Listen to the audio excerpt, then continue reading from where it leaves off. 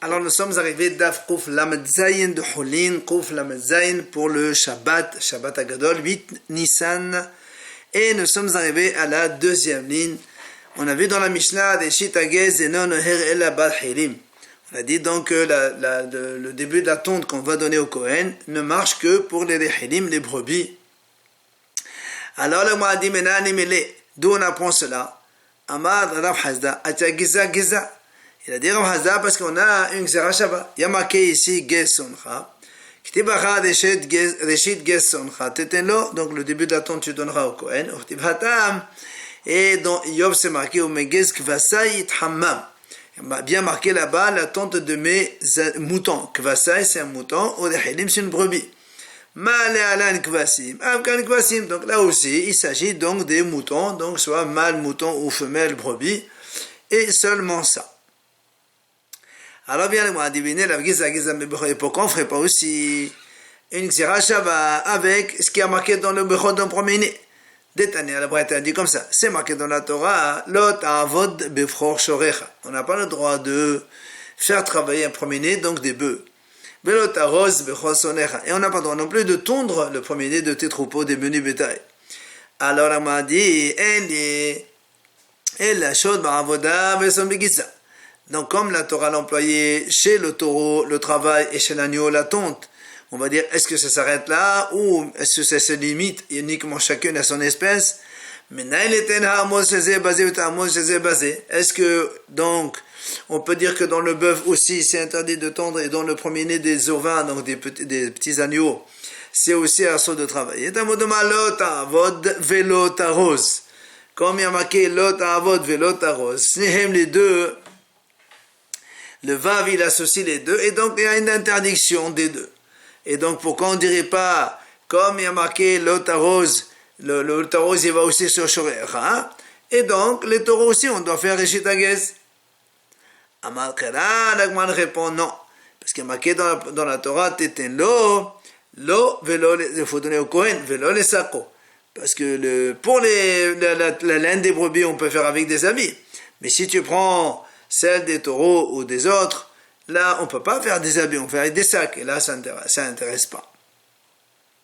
Alors, m'a dit la Merata, donc si tu dis que c'est pour les habits, alors dans ces cas-là, nous sachons, alors dans ces cas-là, pour les chèvres aussi, on peut faire des habits avec les poils des chèvres. Et donc, on devrait donner aussi des chèvres. Pourquoi tu as dit que les kvasim et les hilim seulement? Alors, on m'a dit, il dit non, parce que la Torah, elle a dit qu'il faut tondre, et les poils des chèvres, ça ne se tond pas, ça se coupe. Et donc, c'est pour ça qu'on ne peut pas donner des chèvres. Alors, on m'a dit, man shamata isvara, qui c'est qui a cette opinion qu'il faut que ce soit de la façon comme la Torah l'a dit, Gez, il faut Giza. Rabbi Yossé, on m'a dit c'est Rabbi Yossé, qui a dit, on le verra plus loin, c'est-à-dire quand est-ce qu'on doit laisser la cueillette quand on fait la moisson. Seulement si on a moissonné, mais si on a utilisé un autre moyen pour arracher le blé, on ne fait pas les quêtes. Donc, l'Agma a dit, donc c'est Rabbi Yossé qui a dit c'est la façon comme la Torah l'a dit. Alors l'Agma a dit, pourtant Rabbi Yossé il est aussi d'accord, quand c'est habituel, alors on fait de la façon habituelle et on utilise. Or pour les chèvres aussi, donc ça c'est habituel de les couper comme ça. Et donc pourquoi on ne donnerait pas le gez, la tonte des chèvres? Et là, l'Agma répond, comme il a dit Rabbi Shimon Levi, qu'est-ce qu'il a dit? Il a dit, étant donné que c'est marqué dans la Torah, quand le pasuk dit, là-bas, on donne la tonte au Kohen pour qu'ensuite, donc le Kohen, il utilise ses habits-là, la mode des charrettes, pour servir devant Hachem. Davar haraou les shirut. Il faut quelque chose qui soit apte au service. Or, on sait, nous, que le Kohen, quand il sert, les birdés charrettes, ils sont faits de tsemer, donc de la laine. Donc, c'est pour ça qu'on veut ici que la laine, et donc on utilise seulement que les moutons ou les brebis. Alors, on m'a dit maintenant que tu as appris avec Rabbi Shimon Levi, la Giza Lema et alors à quoi elle sert notre Xera Shabbat, la première qu'on a fait avec le pasuk Megiz Kvasa et dit Hamam. Bien, là, on m'a dit, Ça nous sert pour l'enseignement qu'on a enseigné dans la yeshiva de Rabbi Ishmael. Qu'est-ce qu'on a dit là-bas? Il a dit comme ça.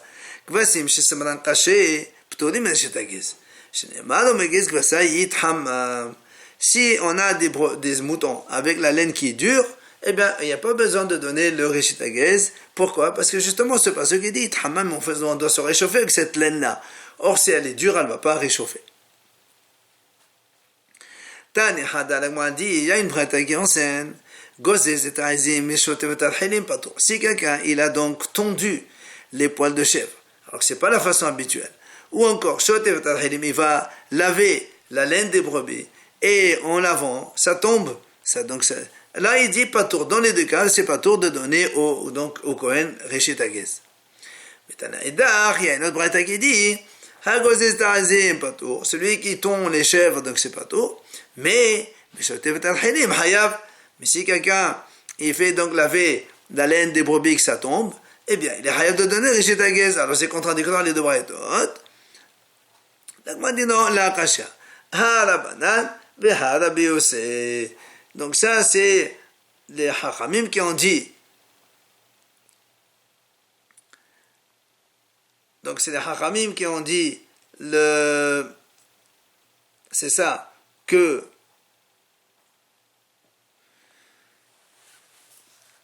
donc hachamim, eux, ils disent, donc hachamim qui disent pas tout, et c'est Rabbi Yossi qui dit hayav. Comment on apprend ça? Détania dit, voilà, la braïta dit, c'est marqué dans la Torah,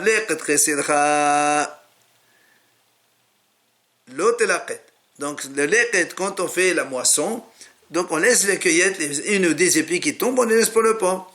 Il dit, mais pas que tu arraches, par exemple, si tu ne moissonnes pas de façon normale, mais tu arraches avec la main ou autre chose, dans ces cas-là, ce qui tombe, on ne donne pas aux pauvres. Rabbi Yossi Omer,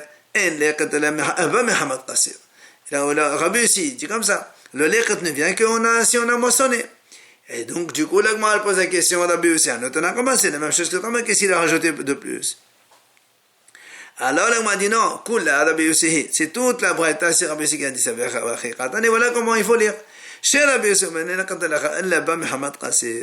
c'est parce que Rabbi Yossi, lui, il dit justement, c'est la raison pour laquelle la braïta dit donc et pas le lek tretouf et pas quand on arrache, parce que c'est Rabbi Yossi qui a dit que la cueillette donc des épis qui tombent, ça ne peut être qu'avec Mehamad Qassid dans la moisson.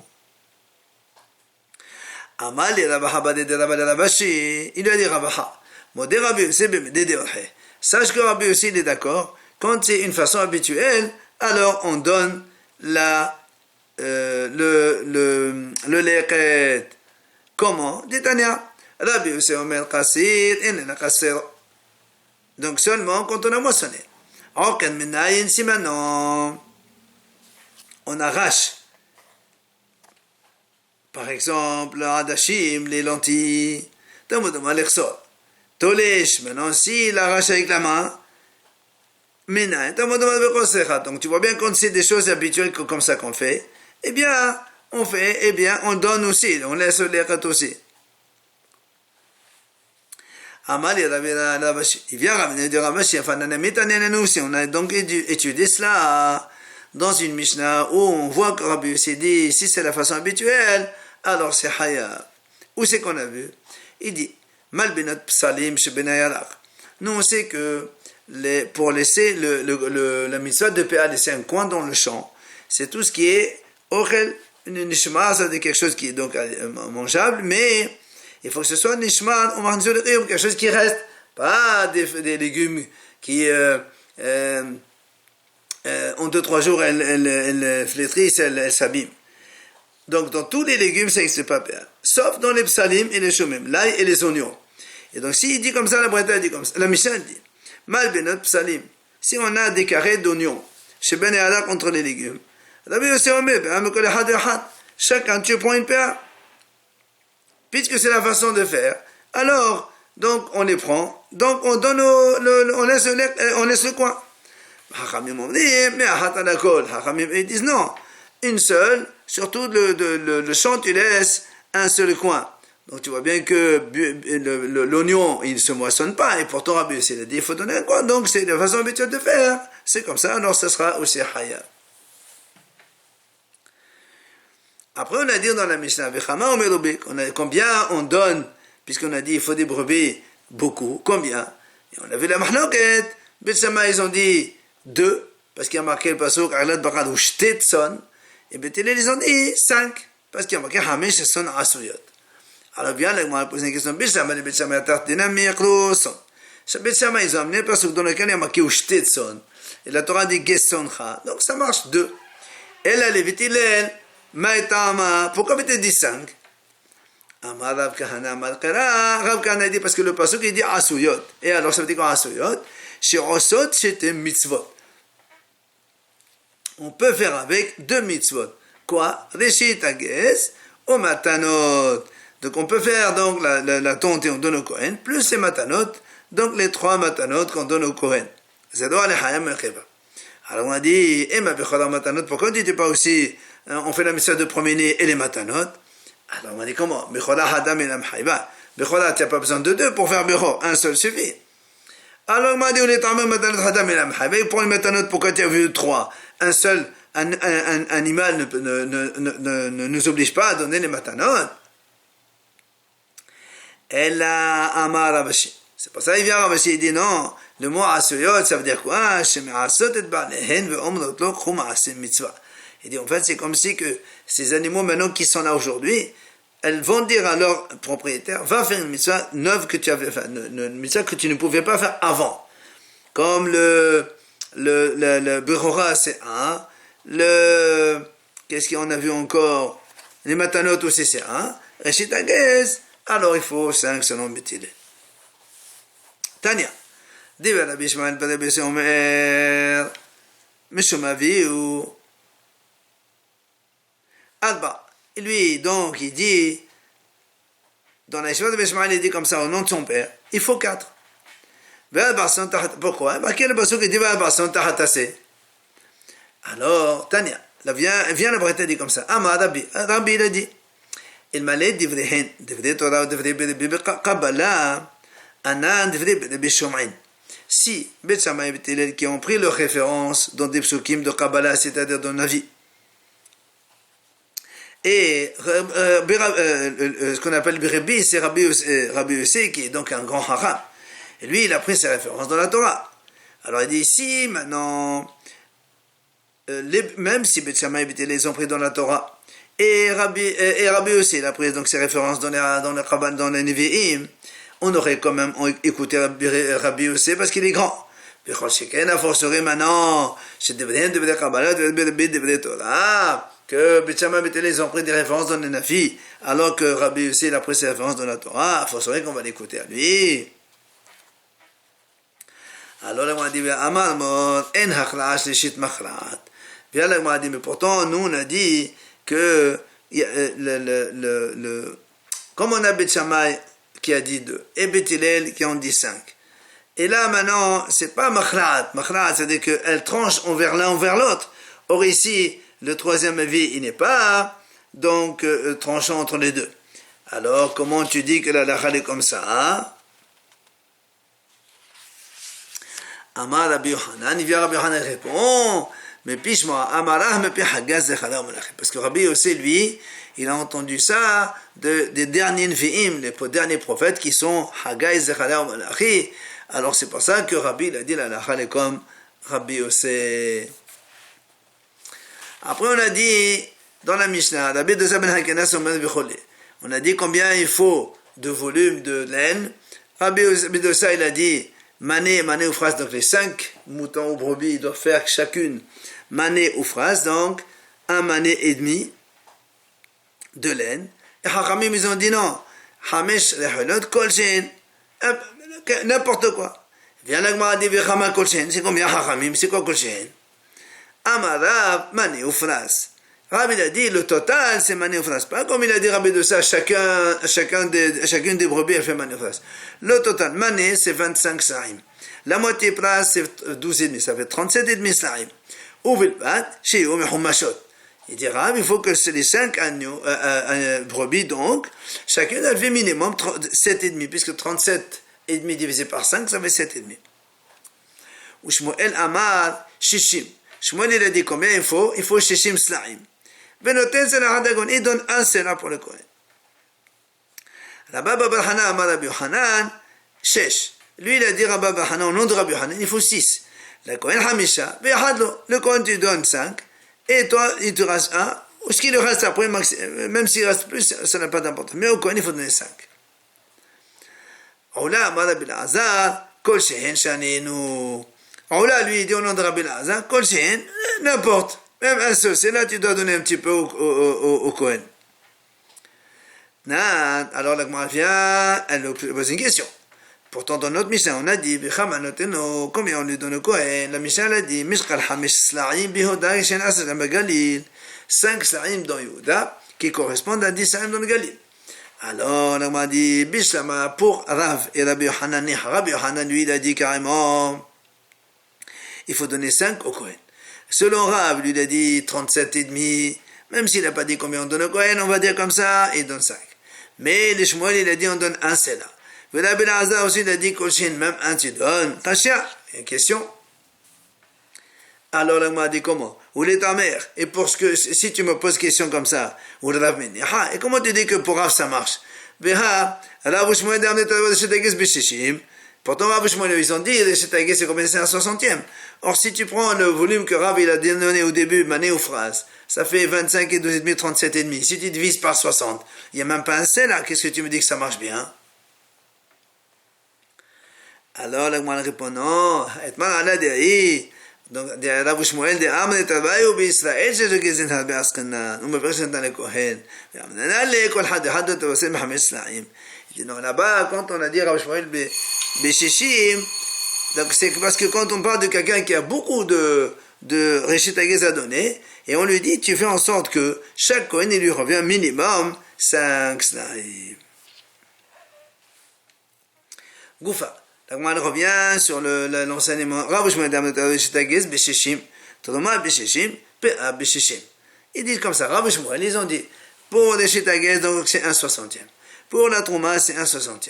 Et pour le coin, c'est 1/60. Alors la Gemara s'étonne comment? Comment tu dis que la Trouma c'est un 60e? Pourtant, nous on a vu dans la Mishnah, c'est marqué le bonheur de la Trouma c'est un 40e. Comment tu dis un 60e? Alors la Gemara répond non, il lui dit il dit non, ça c'est Torah un 60e. Mais les Hachamim ils ont dit un 40e. C'est ce la Gemara s'étonne comment tu dis dans la Torah 60? Un 60e. Shmuel il a dit même une graine seulement, ça annule. Tu peux donner une graine selon la Torah. Alors vient la Gemara dit effectivement, la Torah c'est vrai, une graine donc ça acquitte la Trouma, il n'y a pas de problème. Maintenant, de la banane, selon les Hachamim ils ont fixé. Quand il s'agit d'une Trouma Minatora, donc les céréales et le tirosh vishar, il faut un 40e. De la banane et de la banane, hachamim, donc les autres donc fruits, où il faut donner un Trouma sur le hachamim, beshishim, un 60e. Après on a dit, Rav Shmuel, ils ont dit, beshishim, un 60e. Alors on a dit, pourtant la Mishnah dit, voilà des choses qui n'ont pas de shi'ur, hapea, be'abikurim, be'ayon, ni le coin des champs, ni les prémices, ni le nombre de fois on se voit devant Hachem pendant les chats de Shiraganim avec Olat Iya. Et donc il n'y a pas de shi'ur, comment tu dis toi, un 60e.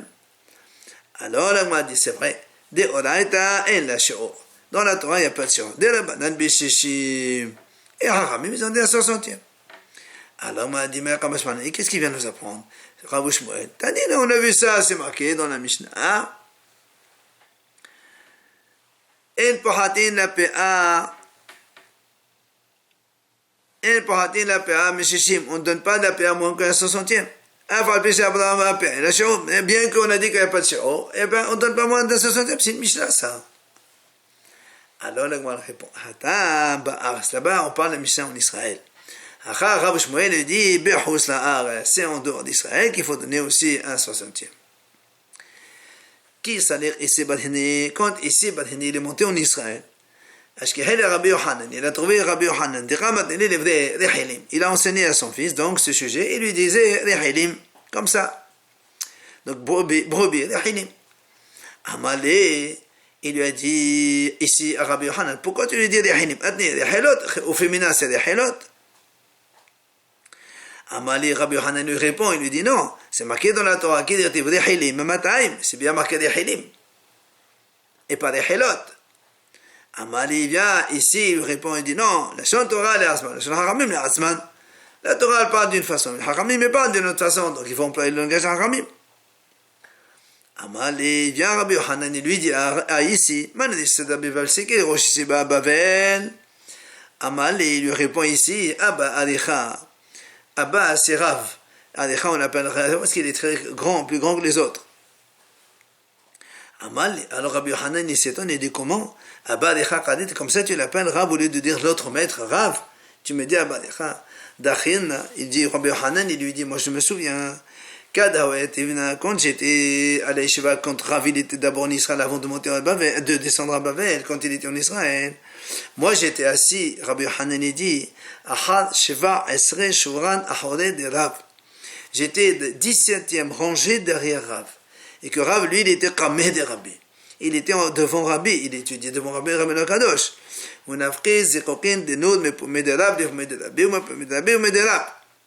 Et je voyais des étincelles de feu qui sortaient de la bouche de Rav vers la bouche de Rabbi et de Rabbi vers la bouche de Rav. Ça veut dire discuter de Torah, de quelque chose d'extraordinaire. Mais je ne savais même pas ce qu'il disait. Comme ça, tu dis, tu n'as pas la balicha. Amalé, il lui a dit finalement ici, à Rabbi Yohanan. Amalé, c'est combien Rishitagis selon toi? Amalé Rabbi Yohanan, Bishishim. Il lui a dit 1/60. Alors, il lui dit ici, pourtant dans la Mishnah c'est marqué Becholshen, même un petit peu. Amalé, Imken, ma ben Libanach. Il m'a dit, Rabbi Yohanan dit, si moi je ne connais pas l'explication de Mishnah mieux que toi, en quoi moi je suis plus grand?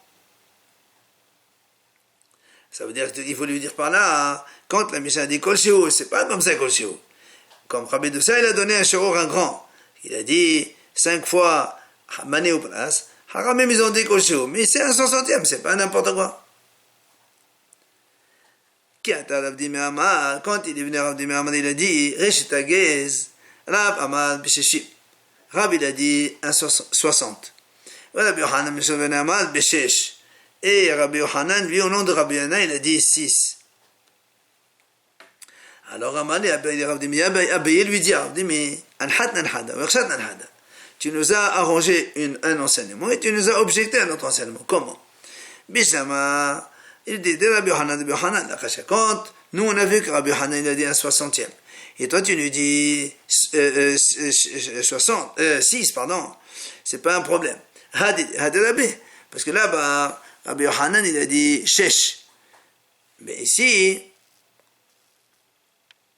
pardon, Rabbi Yohanan a dit Bishishim. Mais ici, Rabbi Yohanan, Mishum Rabbi Yana, il a dit au nom de son maître. Donc, il n'y a pas de contradiction. Un, c'est le maître, un, c'est lui. Mais elle a dit Rav Kashia. Mais pour Rav contre Rav, c'est une question. Là-bas, Rav, il a dit Mané ou Pras, et nous on a dit Mané c'est 25 et Pras c'est 12,5, ça fait 37,5. Et toi tu nous dis Bishishim 60. C'est-à-dire il faut 60 Slaim. Alors là, répond. De Amara Mané ou Pras. Alors moi répond. De là-bas, je peux t'aider que Rav contre Rav, il n'y a pas de question non plus. Pourquoi? Maïmané de Kama. Contre Rav, il a dit Mané ou Pras, ce Mané, c'est pour lui Ben Albaim Slaim. C'est le Mané qui compte 40 Slaim, pas 25. Donc du coup, 40 plus la moitié, 20 égale 60. Alors là, moi, il dit comment? Comment Tana, il parle de 45. D'habitude, le mané, c'est 25, c'est pas 40. Il a dit, et nous avons vu dans une brata, justement, si on a construit une sorte de outre, une gourde en cuir, en peau. Et donc on la coupe pour faire former pour mettre là-bas des liquides, du vin ou autre. Et maintenant, si il n'a pas fini encore de coudre, il y a encore des fentes. Même si on peut mettre des grenades dedans, Tehora, ça s'appelle Keli qui n'a pas été fini, puisqu'il y a encore des fentes, on n'a pas fini la couture. Donc, elle ne prend pas l'impureté. Par contre, Tefara, si maintenant on a cousu complètement cette outre, et après, Nikrera, elle s'est déchirée, Shirodak et mon cérémonim. Le shiro, pour qu'elle ne devienne plus Keli, parce que quand elle est Tmea, elle reste tamée, jusqu'au moment où elle n'est plus Keli, si elle se déchire vraiment de façon où elle fait sortir des grenades, ça veut dire que le trou il est énorme, et donc elle n'a plus statut de Keli, elle est Tehora. Rabbi Eliezer ben Yaakov Omer, בפקיות, כפקיות של שתי, אחת מארבע במנה בין 40 סלעים. Donc il dit combien, c'est pas comme il a deux lettres de Tanakama, il a parlé de Rimou de Grenade, il dit non, c'est des Pekayot c'est shiti, c'est-à-dire donc une botte de fil, donc qu'on appelle shiti, c'est shti ba'elev, c'est-à-dire donc le fil de shiti c'est le vertical, Ahad me alba, 1 sur 4, Bemane ben abaim sa'im, donc c'est le volume de Mane ben abaim sa'im, donc et là on voit bien que la Mishnah, ou plutôt ça c'est une Braïta, que le Tana il a employé le Mane abaim sa'im, donc Rav aussi te dit on parle de Mane ben abaim sa'im.